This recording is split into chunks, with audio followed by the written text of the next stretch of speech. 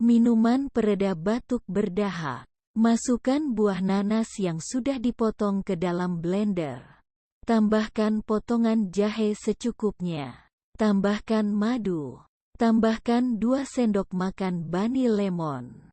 Tambahkan air kelapa muda. Blender hingga halus. Kemudian saring jus dari ampasnya. Minuman pereda batuk berdahak siap diminum. Selamat mencoba.